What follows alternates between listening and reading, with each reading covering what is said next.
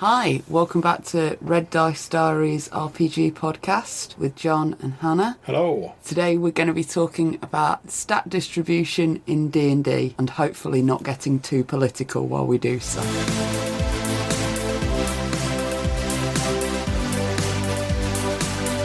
So this podcast has been inspired by me going down a bit of a rabbit hole on YouTube.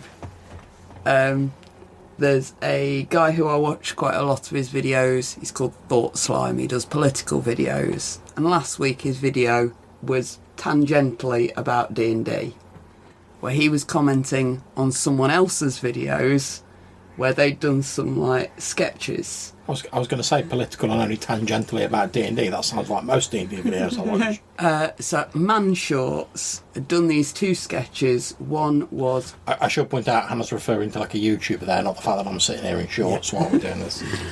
One of them was Republicans play D&D, one of them was Democrats play D&D. And they had one joke in there which really irked the guy whose video I was watching and had inspired him to make it, and kind of irked me as well. That is, they were talking about wealth redistribution in terms of an initiative role as a metaphor. And I'm like, that's a rubbish metaphor for wealth redistribution and what socialists want to do to rearrange the world. A better metaphor is stat block assignment. Okay. Now, neither myself nor John know all that much about politics. We both try to keep ourselves fairly well educated. I know enough to know most politicians are liars. And I'd say we tend to be centre-left, but I don't think either of us would say we're particularly affiliated to any political group. No, I would say I have a neutral distrust of all political parties. Certainly, we don't have any position to comment on current politics in America. So please don't take any of what follows to be a dig at anybody's political stance. Yeah, because in case you haven't guessed, this is a podcast about D&D. To be representative of our own political stances. Having explained where the ideas come from, we're now going to move on to talking about ability scores in games of D&D, how they are initially generated, how they are initially assigned. Yep. And potentially the fact that that's a slightly better metaphor than rolling for initiative. Yep. So obviously the reason it's a better metaphor is because this is the block of what your character is physically capable of doing, what your character is mentally capable of doing. Yeah. And how much they're going to be able to achieve as a character comes from this stat block. It's a numerical representation of your competency in various areas. And you could argue that in our current society, people who go to better schools get an automatic +2 to their intelligence, plus whatever to their constitution, their dexterity, their stamina, because they've had better food as well as being better educated. Yeah. And yeah, let's not go down that rabbit hole. Let's talk about ability scores. Now, John, you are a big favourer of the roll 3d6, get 6 straight stats. Down the line. You stuck with those 6 stats, but you can arrange them in whatever order you like to get the type of character. No? You want 6 stats straight down the line. That's right. Okay. Or as I like to refer to it, the one true way of rolling stats. Now, obviously, I'm playing a bit here because, do you know what? If you prefer a different way of using stats for your game, that's great. And as Hannah said, I appreciate that for every game, just 3d6 straight down the line isn't appropriate. And that's why, as Hannah said, quite often I'll do the roll 3d6 a number of times, and then you can allocate them to whatever stats you want, because that still has a random element in, but gives you a bit more control if you want to play a specific type of character. Now, the reason I like 3d6 straight down the line for basic D&D and old school essentials and stuff like that is because the mode of play which is typical of that game is that you start off playing a fairly low-powered character. You're not like a big superhero when it starts. You're not like the Great Wizard Merlin or anything like that. You're like the Wizard's Apprentice, or you're like the guy who takes the hay out of the barns but you know how to swing a sword a little bit. You're that guy. And the idea of sort of basic D&D, certainly in the way I've sort of envisioned it, is that you start off playing these sort of schlubby, low-level characters, a bit more skillful than your common farmer, but not a lot. And the idea is that over the course of a long campaign, and I appreciate people don't always get a chance to play a long campaign, but the idea is over a long campaign, you eventually rise up to the point where you are one of these great heroes. You're the great warrior with like a castle or a keep, or you're the wizard with a tower and whatever. That's why you get to like attract henchmen and build towers and stuff like at higher levels. And the reason I like the stats sort of allocation, the 3d6 straight down the line, is because it reinforces that idea of like, you're just some like Joe Schmo. You start off with a handful of stats, and also because it's quite, I find it quite exciting. It's like, you know, you come to the table, you don't really know what you're going to get for a character, whereas I think we all tend to fall into sort of natural patterns of playing the sort of characters we prefer if we're given the chance. And I do this just as much as anyone. I know you like playing your bards and your barbarians. I like playing like my half orcs. I like playing my paladins. I like playing sorcerers, stuff like that. And if I'm given a choice, I naturally tend to fall back into those, which I think is a good thing, because in some ways, because it's very comfortable. You know, you get straight into the game. It's nice and easy. It's familiar, but it's bad in other ways because it doesn't really encourage you to sort of like push yourself in terms of your role playing. But I understand it, because if you give me a choice, I'll probably go for one of the characters I'm comfortable with. But if I get a set of stats that I completely don't support playing the type of character I want, I've then got two choices. I can either go, all right, I'll play something a bit different, maybe not what I normally do, but the challenge for me, which I then see as like a challenge for me as a role player and a chance to expand my role playing, is trying to make that character into something I'm going to enjoy while still playing like I don't know, a cleric or something like that, which I wouldn't normally go for, or a wizard. Or I can take that set of stats that's useless, put them into the sort of character I would normally do, knowing that I'm not going to be a very good version of that character, but that can still be interesting, because it's like, you know, you're playing the guy who like really wants to be a wizard, but actually you're not really that good at magic, and you try and sort of overcome that, or you lean into it, and it becomes a bit more of an interesting character as a result. So that's why I like that sort of like 3d6 straight down the line. But I appreciate it doesn't work in all games. I personally don't think it works very well for like 5th edition or something like that, because the idea of that game is more about, from my point of view, is more you start off playing very competent characters. Yeah, there's a lot more choice, and the sort of emphasis is on player choice. So for me, it makes a lot more sense to have like a point buy, or a slightly different role system for that, or like World of Darkness, where you allocate your points. Now, I prefer the points allocation system, and I've let you chat for 5 minutes there. Yeah, I appreciate that. Thank you. Chat about allocating points for a bit. So I normally give my players 12 points in every stat, and you can rearrange those to whatever you like, as long as it still adds up to the same number, and as long as none of your stats is higher than 18.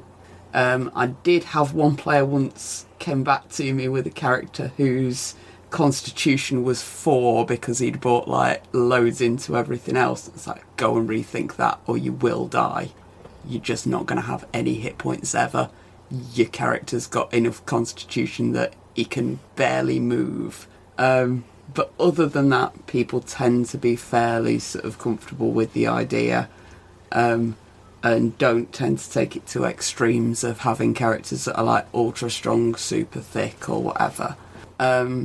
The reason I like using that system is because I don't like the idea of running a game for people for any more than one session where one roll at the start is going to affect the entire game. Because realistically, however good your player group is, however fun the roleplay part of it is, and I agree that if you've got a crappy character and somebody else has got a great character, and the player group all get along and take that into account and everything, it can still be a fun game.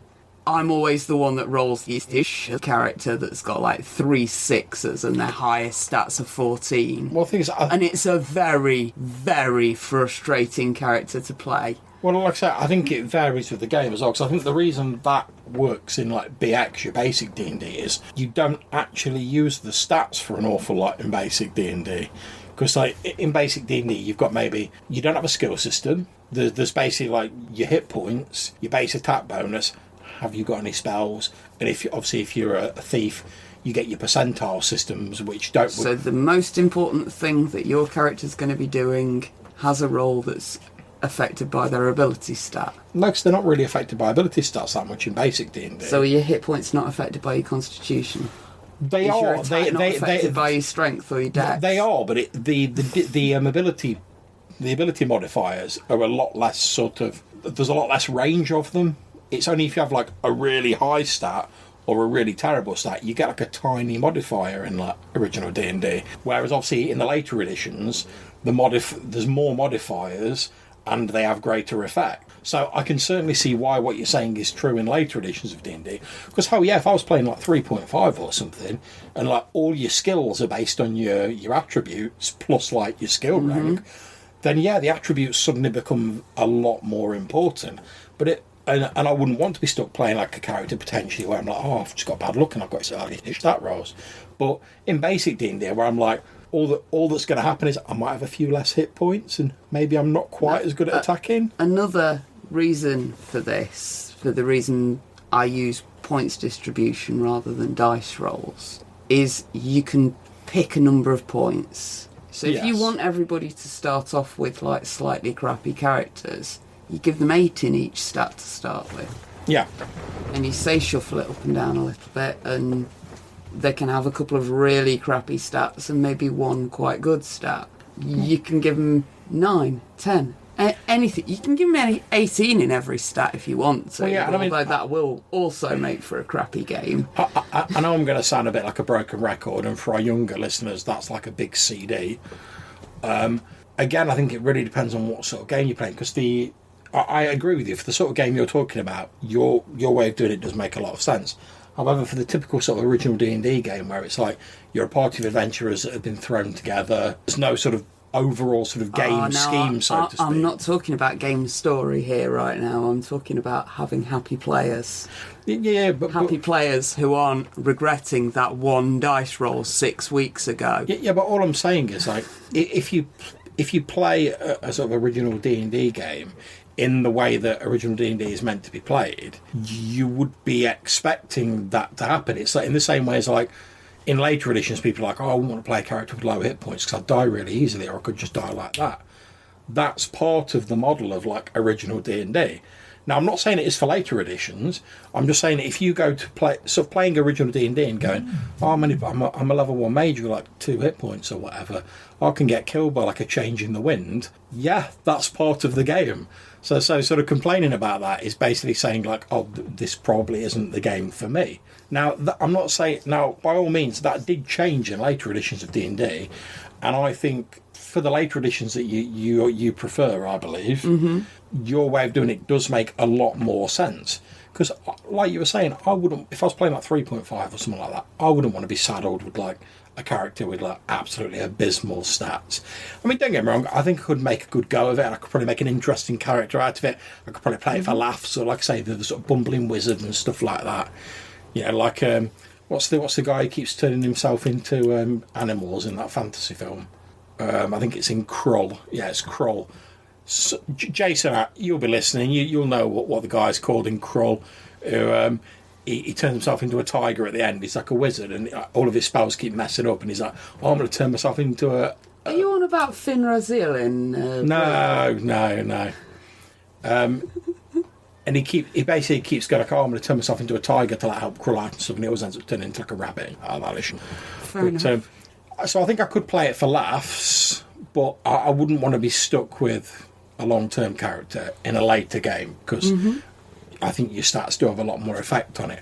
Whereas if you were like, I'm stuck playing some like really crap wizard in like original D&D, I'd be like, well, chances are when we get near the end of the campaign, I'm not still going to be playing this character, because the lethality is so much higher that I'd just be like, well, I'll just play it for how long it goes and we'll see how we get on. And I wouldn't really have to worry about the stats, because I might be a little bit handicapped because of lower stats, but the difference is a lot less in sort of like basic D&D. So I wouldn't find it as problematic in that game as I would in later editions.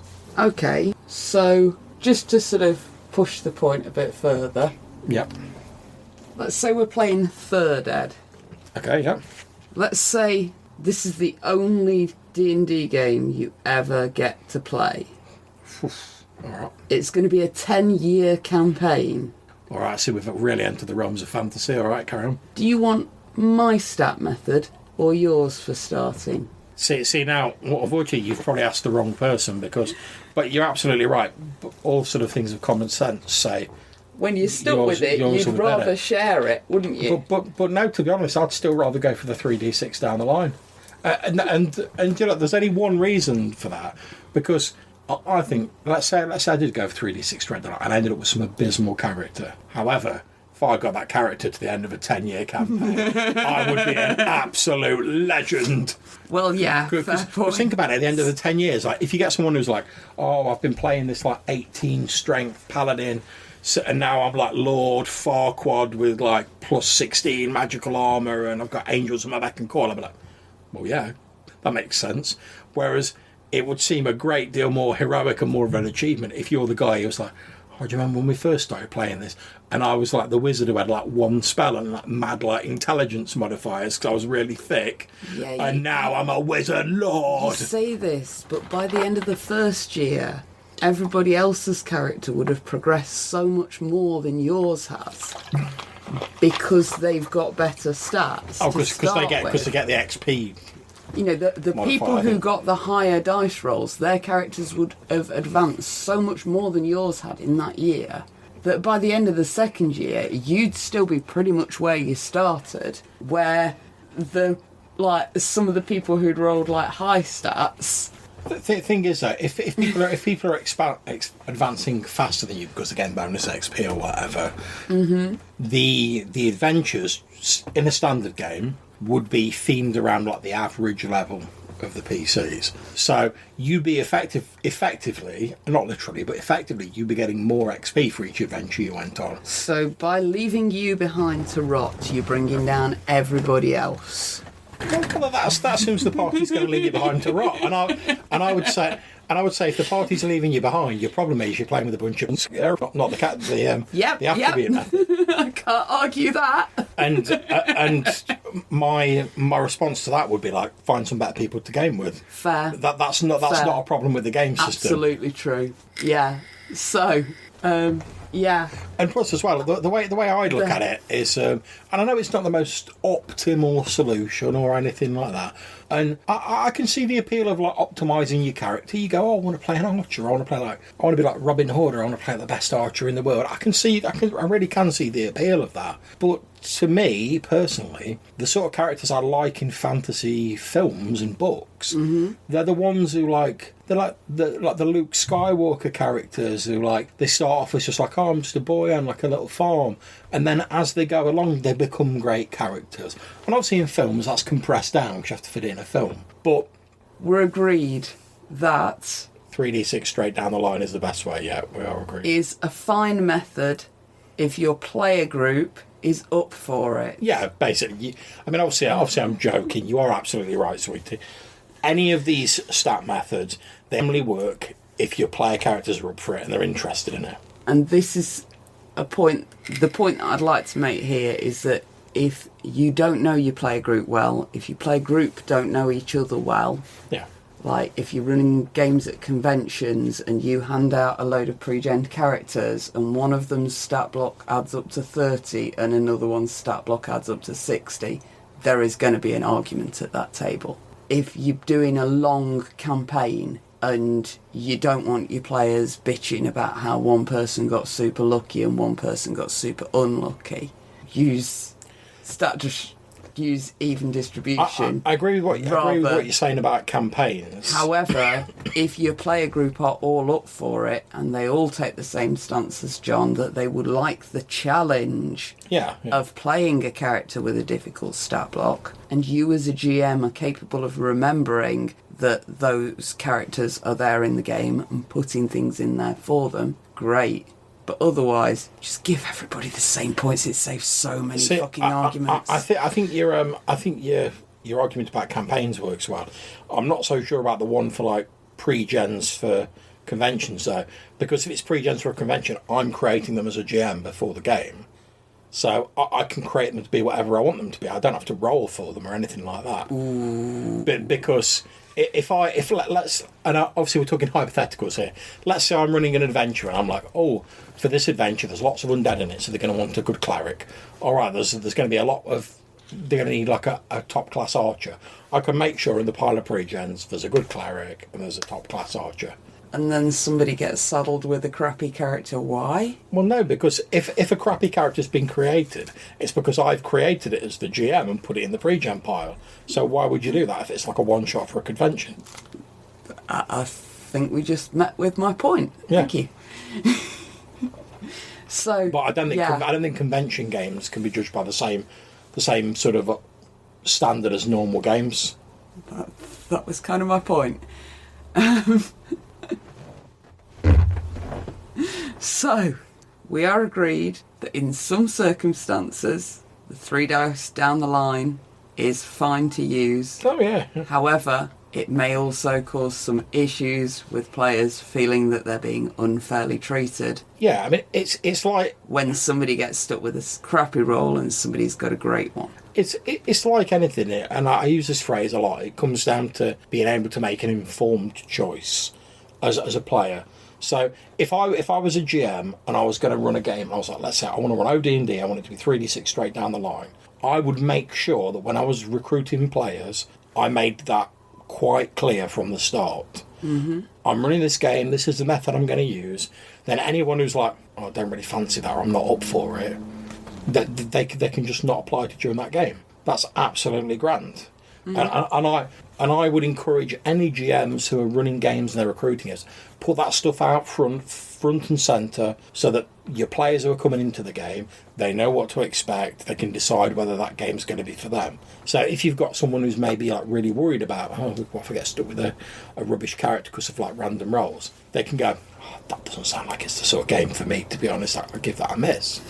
But if I started running a game and I'd very clearly gone, it's going to be 3d6 down the line, you roll your character, that's what you get, and then someone joined in, they rolled a crap character, and they're like, oh, I don't really like this character, I'd be like, you knew what you were signing up for, and I would not be sympathetic. Okay, so last question on this. Go on then, lay on me.